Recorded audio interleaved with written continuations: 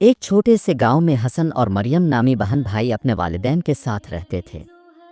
ان کے گھر کے حالات زیادہ اچھے نہیں تھے، لیکن ان کے دل بہت بڑے تھے۔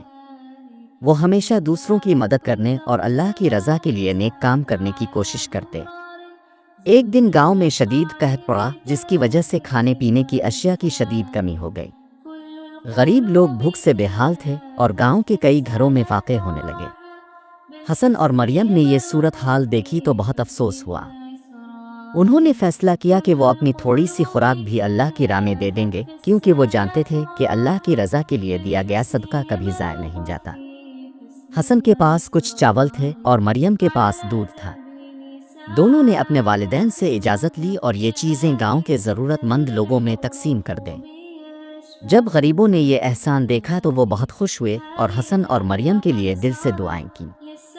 چند دن بعد حسن اور مریم کے والدین کے پاس غیر متوقع طور پر کھانے پینے کی اشیاء آ گئیں۔ کچھ گاؤں والوں نے بھی ان کی مدد کی اور اللہ کے کرم سے ان کے گھر میں کھانے کی کمی ختم ہو گئی۔ حسن اور مریم کی نیکی کا بدلہ اللہ نے انہیں جلدی عطا کر دیا۔ یہ کہانی ہمیں سکھاتی ہے کہ جو لوگ دوسروں کی بھلائی کے لیے کام کرتے ہیں، اللہ انہیں کبھی خالی ہاتھ نہیں چھوڑتا۔ اللہ کے راستے میں دی گئی قربانی کبھی ضائع نہیں جاتی، بلکہ وہ بے شمار نعمتوں میں بدل جاتی ہے۔